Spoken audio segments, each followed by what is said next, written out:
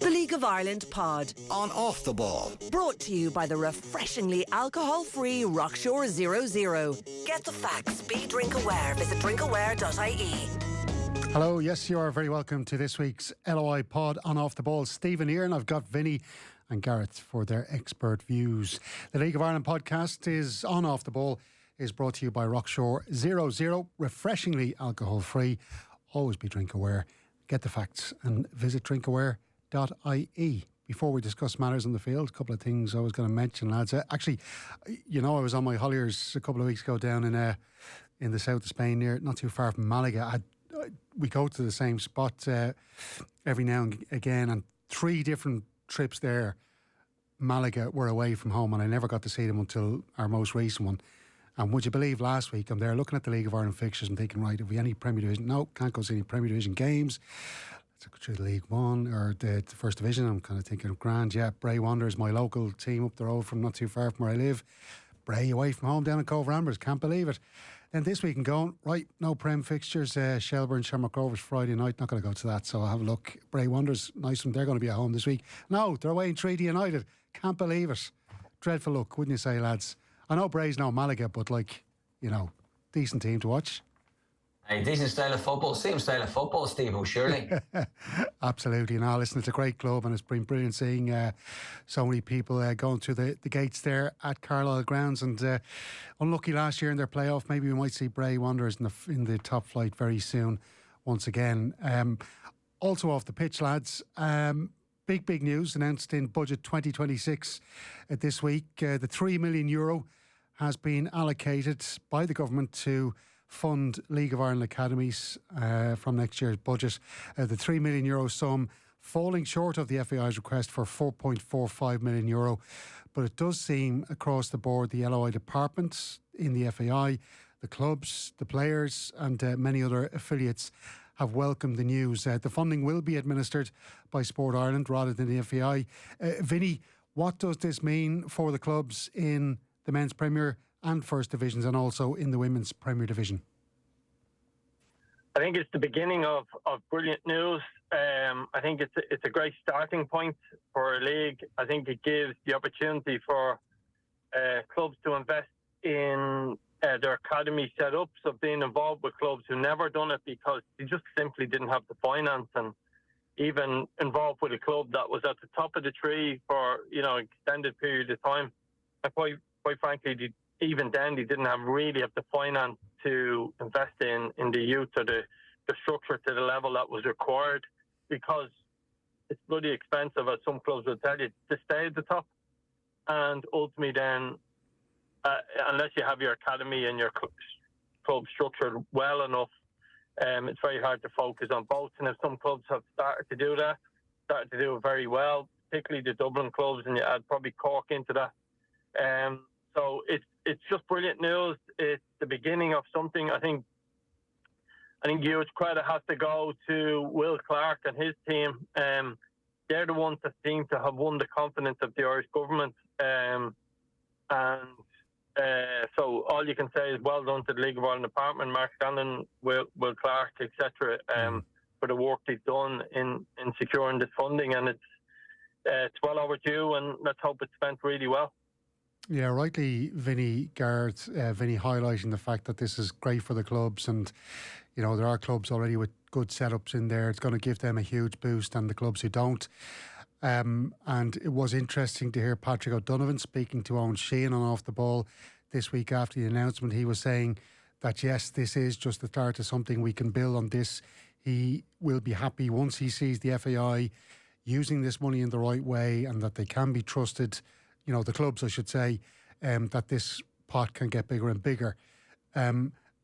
So I'm thinking, when you hear that kind of, sentiment or that message from a TD from a man who's holding the purse strings or helping divide up that money, you know, not only do the clubs benefit here, but this is, I think, you know, for anybody that wants to go, who's only now thinking about going into work in football, who wants to get involved in coaching, but wants to be a paid coach in football. If you're thinking about doing that job maybe 3-4 years down the line, that you're going to go into college or go through the right courses to get involved in professional paid coaching, this is brilliant as well, isn't it?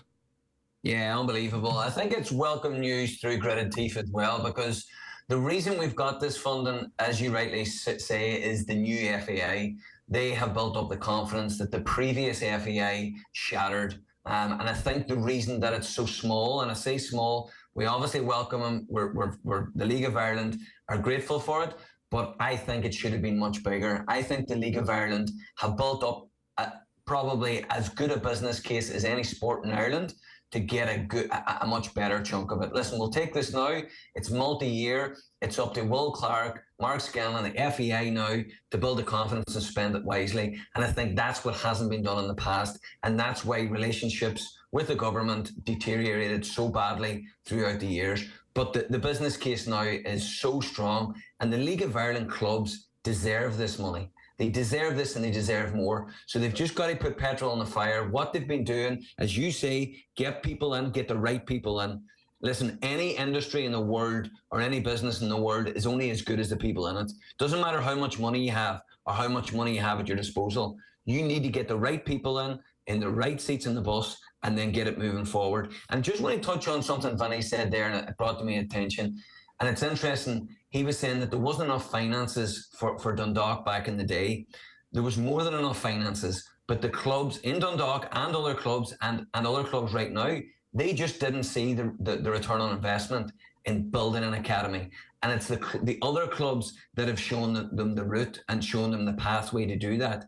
The likes of Pats, the likes of Shamrock Rovers, and now it's up to the other clubs. And in fairness, they're going to get a helping hand here now with this finances.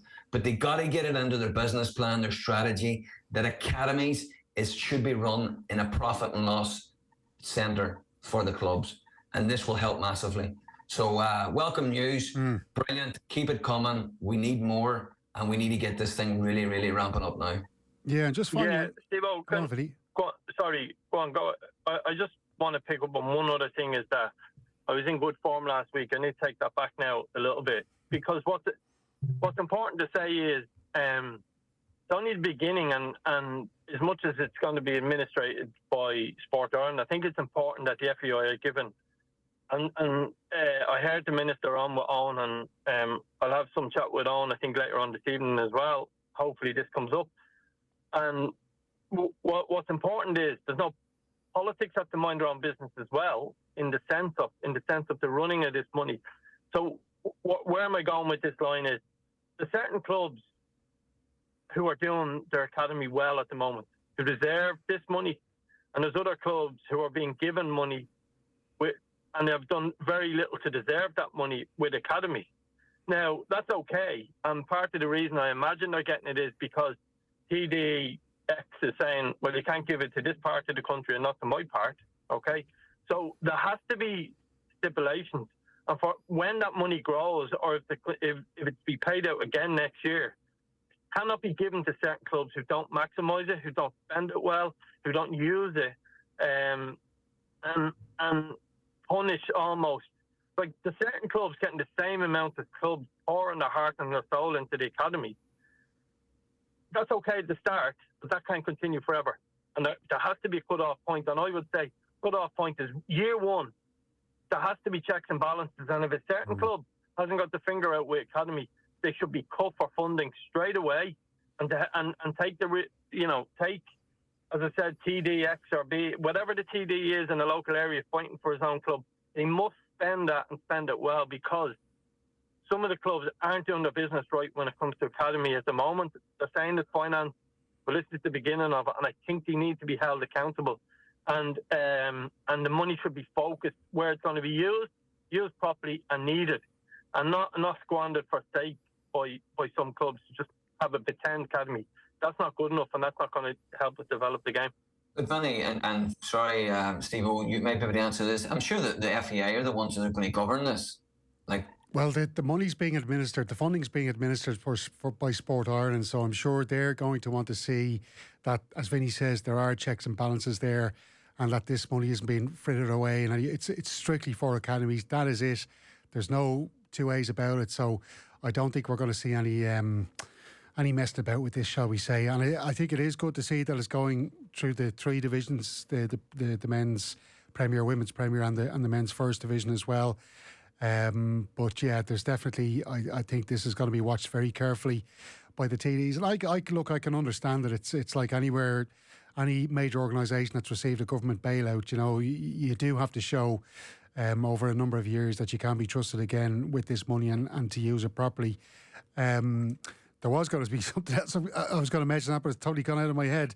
So look, it's brilliant positive news. Sorry, Vinny. The other thing I was going to say, Vinny, is because as you mentioned, there are clubs in the leagues now who have got good academies in place, who are doing things the right way. They've got good coaches in there. I do think there has to be an element of clubs sharing information, and like if there are clubs who have yet to get a proper academy off the ground, that they are able to go and use other clubs as a blueprint or to get advice from other clubs, because we've seen that in other aspects as well, where clubs are willing to help each other out with regards to fundraising, all that kind of stuff. I do think there has to be an element of sharing information across the league, because, there's no point in us having 10 or 12 strong academies and the other, 14 aren't doing so well. We need to have an island with the 26 strong academies across the board, and I think that they all need to help each other out in that case as well. Yeah, here. Totally agree. But Stevo, that's happening. I mean, to my knowledge, that's happening. All the director of academies are speaking to one another. Most of the CEOs are speaking to one another. And you're right. We have to move forward together, because leaving 2 or 3 behind, it's just not going to do the whole league as a whole any good. Totally agree. Right. Well, can I just say, sorry, Stevo. Sorry. Unfortunately, this is the elephant in the room. There isn't a room for 26 academies. There's not the need for. We don't have enough players. We're not going to develop enough players with 26 academies. And that goes back to my point. Whether it's year 1, 2 or 3, we may have to cut some people loose and say, we don't need you to have an academy, because there simply isn't the players, and we're pouring money down the sink by, in certain parts of this country, having 2 and 3 academies. That won't make a lot of sense, Stephen. I mean, we only develop X amount of players.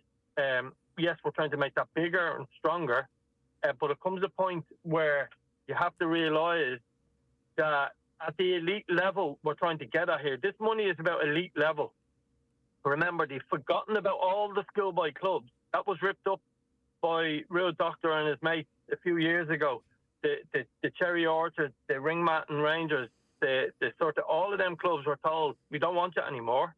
So this is just that elite level football this money has been targeted towards.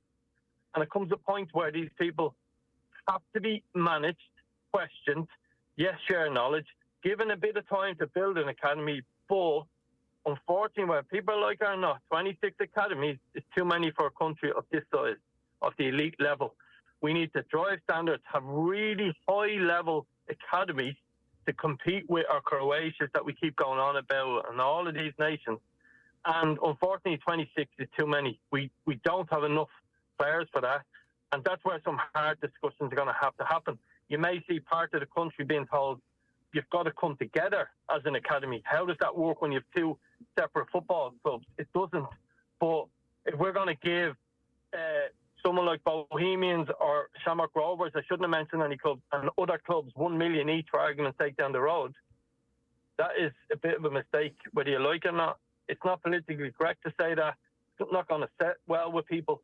But we've got to be honest, if we want to improve the elite level of this game, we've got to get our act together with that part. Okay, well, listen, we might come back to this one again, because there's an awful lot you could dig up in that kind of discussion. Let's move on to what we saw last week regards to football, lads. Shamrock Rovers and Shelbourne, of course, making their European bows last Thursday night. Vinny, we were at Tallaght Stadium. Great night for Shelbourne. I know Owen here, he said off the ball, he would have liked to see the team attack a little bit more, take the game by the scruff of the neck. On reflection, do you think Joey O'Brien and the players will have any regrets after that game? The soundbite seemed to be that they were happy enough to get up and running. They seemed happy enough to get a point. When you listen to Joey, I heard on Friday morning with the lads, and actually a very good piece when him and Barry are together. It was really good. For me, I'm sort of on Heary's side. We called it in commentary a little bit, or I certainly did. I'm not sure how good the opposition can wear. Yes, neat and tidy on the ball. The challenge with what I'm saying is I'm sitting in the cheap seat when you open up and go after these teams, do they punish you and you're left with egg in your face? But you know what? You might only play Europa League football, group stages, should I say, conference football once in your life. Sometimes you can have regrets, and I feel like they've left something behind them last week a little bit. At least go for it a bit more. You're a little bit too conservative, I felt. Once they sussed out Hacken, I felt they should have said, right, this game is on, because Hacken didn't have huge pace. Their passing ability was exceptional, but they weren't going to really hurt them. And it didn't feel like they created enough goal-scoring chances for the home side as they were. Yeah, Gareth, might get your view on Rovers in just a moment. I'm not sure if you saw anything of that particular game, but Vinny, we were very impressed, weren't we, by the substitution when it was made of young Henry Francis. He didn't look too... It took him a little bit of time to get into the game, but jeepers, when he got into the game, you were kind of thinking, this fella, he could do some serious damage here. Some of his passing was absolutely sensational. Sorry, Vinny, yeah. Yeah, I think it feels like the only challenge with him coming up, if I'm not mistaken, you might check this with Stevo, it was Ali Coote came out of the team. And once Ali Coote came out of the team, I felt, Shells aren't going for this anymore. So it was Wood and Meepo, or Wood and John Martin came on, Daniel Kelly, but that was late. And I didn't feel, once Coote came off, Coote and Wood were a bit of a threat. I think Coote has been exceptional at stages this season. Been a really, really exciting player to watch. And when he came out of that team, I was like, they're not going for this. And I felt as much as Henry Francis was exceptional, we think he's a really talented player. We've seen flashes of that before at Sligo. That was the one thing that just bothered me about substitution. But he, going back to the question, he's really suited to European football, isn't he? In terms of he can pick out a really good pass. He's very clever with the ball. He keeps it really well. You can tell he's been at Arsenal. He's learned to mind the ball, and he's got real quality. And I think Shelbourne's squad and the building of the squad, I think it'd be great for them to get Europe again and test themselves this year if they got to that fourth position, because I think they've built a really good squad. It feels like, ironically, heading into next season, them and Bowes are the closest to the Shamrock Rovers come the start next season. Yes, Derry are in second, so it's a mad old League of Ireland to get your head around. Yeah, and it looks like Shamrock Rovers, well, they could wrap up the title for sure. We know they're going to be the title winners, but this weekend, we'll come on to that game shortly. Their game in Prague, Gareth, I suppose not many people gave them a chance going over there. Rovers' easier games in their particular group phase fixtures are coming towards the end. Sparta Prague, huge challenge going to Prague to play either of the teams there. But will they be hugely disappointed with that performance, with the results? Was it a free hit? I don't know what you made of it. I mean, I think he got it spot on, Bradley. I mean, a lot of people are not happy with the formation and the players that he picked and stuff like that. I mean, he was pretty vocal at the beginning of the year that the double was what he wanted. I mean, and this is the kind of difference between where Shamrock Rovers are at and where Shelbourne are at. Shelbourne should have went and tried to beat Hacken. It's 300,000 for a draw in Europe. You go and try and win that game, you lose a goal in the background, you're down money. Had Hacken been at the end of Shelbourne's kind of group stages, I think they would have had more to go. But you've got to ease your way into Europe, whereas Shamrock Rovers, I mean, they've been in Europe now for a long time. The players have played a lot of games in Europe. They knew what they were going up against in Slavia. A really, really good side. Been in the Champions League.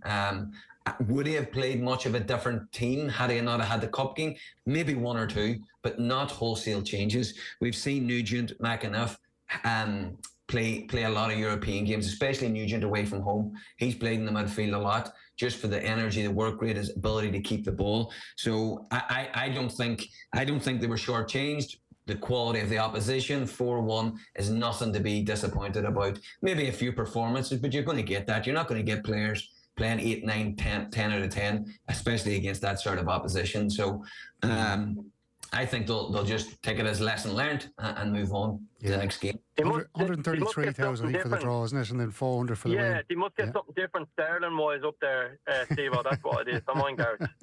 But here, Stevo, can I take your job for a second and ask Gareth a question? Here we go. Yes.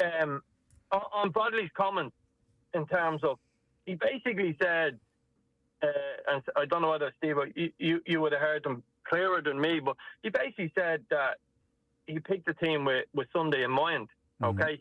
Very in mind.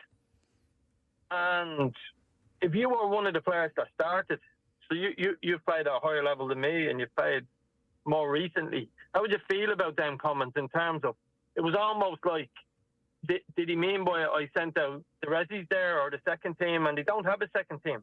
But he basically said, I was saving my fourth team. Is a way of reading it, or do you see it like that for Sunday? Well, not even that. He would have explained it more up against the opposition and being away from home. And listen, you've been in change rooms. I've been in change rooms. I know what the manager tactically is trying to do and whether I fit into that or not. There's no way that Mandroyo and Burke go away and play at Slavia Prague.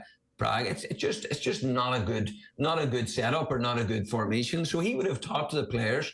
He would have said, listen, we have a massive match on Sunday. We need to win a double. That's the priority at the beginning of the year. I told you that. And again, it comes down to communication. All the players would know exactly what they're trying to achieve this year. Getting a point away to Slavia Prague is way down the priorities list, even at this stage of the season. And looking at that... Yeah, but my point is, Gareth, if you're Nugent or who else started, Nugent, Healy is always playing... McGlynn, McGovern, yeah, they all played against Sparta. Yeah, are you saying, all right, so, like, whatever about knowing it, Gareth, different saying it. They're two different things. When you say it in public, I was a little bit surprised by the comments. That's why I'm asking it as a player. Well, I was surprised by them to say it. It's almost like part of me's going, was he trying to save face by the comments, or did he not think about them because as a player that started? Yeah, you're second fiddle. I've said it for years. I think his greatest achievement is keeping all these squads happy. Yeah. And I think he did it through pure honesty. And I think that's what he would have given Nugent, McAnuff and McGovern. And especially, probably, Nugent has played away. McAnuff's probably the only conversation he's got to have. McGovern, I'm sure, didn't expect to start on Sunday. Probably didn't expect to start in Slavia Prague. So what, one conversation? Yeah, I think he's just brutally honest, and he's been able to... No, but you're still not answering my question. If you're Aaron McAnuff, how do you take those comments? I would take it in the chin. He's been honest. Aaron McAnuff knows that, I would say. Okay. Right. Folks, if you're watching... Back to your job, sorry. If you're watching us on YouTube here at the moment, yeah, Michael, let's move on here. Listen, Gareth McGlynn looks handsome on any screen, but in HD, on RTE on Sunday night, Vinny, I'll tell you one thing, woof. The FAI Cup semi-final, Shamrock Rovers and Kerry, the team that did start that game, went on to win the match 6-1. But in the midst of all that, Graham Burke came together with Joe Adams on the sideline. An incident which was described in no uncertain terms by GMAC as the biggest red card you will ever see. Now, I'm not sure if the referee had a novelty red card that was about 6 foot high. He was going to whip out to show to Graham Burke. But listen, no surprise, Vinny. Both managers had different views when they spoke to Off the Ball after the game. Stephen Bradley said to our Ben Symes, who was there reporting, said, are you having a laugh, when he questioned whether he should have been sent off. And then, of course, Colin Healy, when he was asked about it, was saying, yeah, it was absolutely a red card, and was basically saying Stephen Bradley was talking nonsense. What did you think, Vinny? The best thing on your TV remote, Stephen, is mute button, by the way. Just, okay. Sorry, guys, I joke, of course. Come here. Right, the sending off instance. I'm conflicted on it in the sense of I think in modern day football it's a red card. I don't think it's necessarily a blatant red card and all of that stuff, like a mad challenge. What Burke did is he let himself down, in my view. I think he's the best player in the country, talent-wise. He basically said, don't you dare tackle me, how dare you, like that. And he wouldn't do that on a Thursday night in a Europa League game. So he reacted, he pushed the fella towards his face, didn't dig him, any of that stuff. So I think it should have been a red card. Where the devil's advocate and all of that is, we speak about Paul McLaughlin being a very composed, calm referee who makes very sensible decisions, doesn't tend to flash red cards, doesn't tend to get overexcited about stuff. And he's made, like, this pushing somebody isn't always a red card in my view. And he made a very sensible decision in his eyes. Now, I can see why it's a huge sort of incident, because there's a cup final place at stake. Borky's very lucky. Rovers got lucky in the quarter final with what should have been a red card as well. And it was only 2-0. And who knows? We'll never know. Doesn't mean they would have won the game, but we'll never ever know. So I'm just not as blatant as Gareth was on the TV the other night in terms of straight red, absolutely, all of that stuff. I can understand where the decision came to, and I'm okay with the odd push when there's a heated incident like that and not being a straight red card, or a fella holding his face as if he was battered like by a boxer. Vinny, he didn't push his head. He slammed it into the ground, and he did it twice.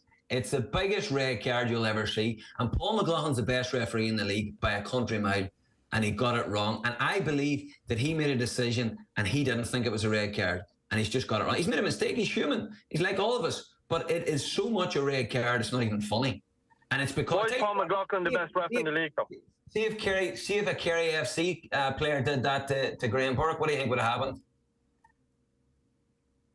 I would think with the same referee. We don't know. Answer the question. Like, the reason why Paul McLaughlin is the best ref in the league. A Shamrock Rovers player. He's getting a red card within a split second.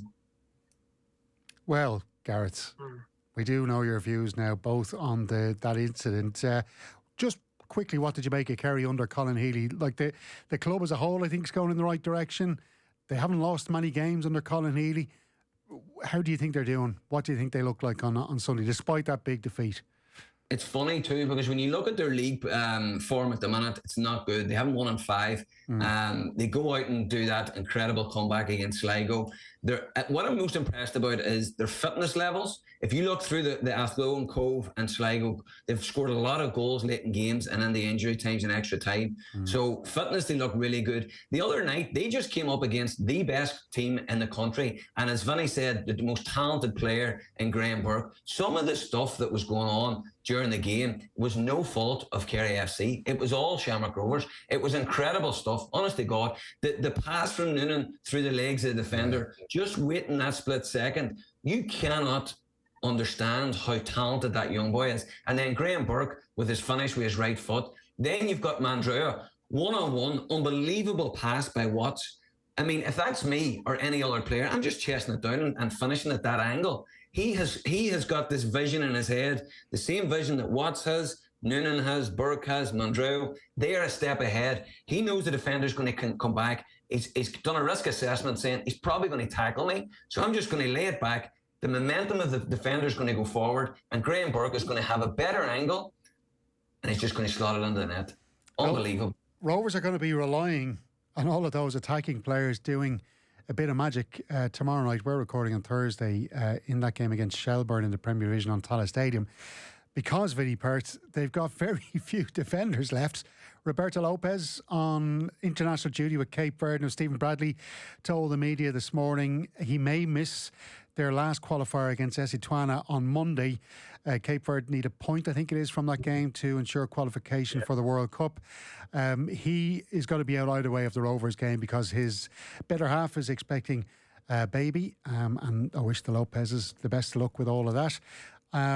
Josh Honahan is also out. Lee Grace remains out. That doesn't leave a lot of defenders in that Rovers squad. Is this a big opportunity for Shelbourne to put pressure on the rest of the European hopefuls in the division? Yeah, I think it's an opportunity. Rovers have options. Corey O'Sullivan's done really well, and you might see someone like maybe Healy joining the back four in the middle of Dan Cleary as well. You might see something along them lines, or maybe one of the academy players gets the chance to shine. They've got a couple of different options. I think it's a little bit watch this space. I think Shells have to go for the game. They don't have to go and start and be kamikaze. What they need to do is just hang in there and stay in the game. But I think it's a huge opportunity for Shelbourne. Lopez is a massive loss of Rovers when he's at his very best. They generally play well. So there's something about this Shamrock Rovers team this year that you feel, despite missing bodies, despite defensive worries they have, it feels like they're just a cut above everybody. So Shells have to win on Friday. I'm really looking forward to this game. We're at it live on radio, and really looking forward to it because I think it's potentially a very exciting game because there's opportunities for Shells, but Shamrock Rovers still cut above everybody. So I think it could be a really good game on Friday night. But if Shells want to get Europe, they're running out of time now. They got to at least have a point, if not pick up all three. Yeah, Gareth, as Vinny says, it is our live game on Off the Ball this Friday night. Jonathan Higgins is commentating alongside Vinny Perth at Tallaght Stadium. Going into the game, Shelbourne on 46 points. They're 4 points behind Bohemians with a game in hand over them.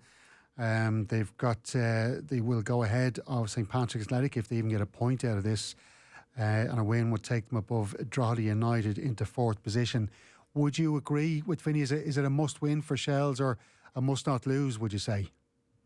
Yeah, I think it's a must-not-lose. I mean, depending on the game, they're going to have to try and see how the game goes. You got to remember they're going up against the league champions-elect. You know, it's going to be a tough game away from home. Good pitch. They didn't perform great there the last time they were there. It's going to be a tough game, but they're running now with Shells. I don't think this is a must-win game. I think the games after that are games that they've probably got a better chance of picking up 3 points. I think if they get the 54, 55 points, I think you're looking at qualification. I think that's the number that they need to get to. So I don't see them to go hell for leather. I think if you offer Joe O'Brien right now a point, I think he would take your hand off. Yeah, kind of. Well, listen, we'll come back to Cork City and Pats now in just a moment, Vinny. But like, it's a good point Gareth makes. Like, they've got Cork City away. You would kind of think Cork City now are going to be focusing on that cup final. Sligo Rovers at home. They probably fancy themselves in that game as well. So, do you think what Gareth's saying there does ring true?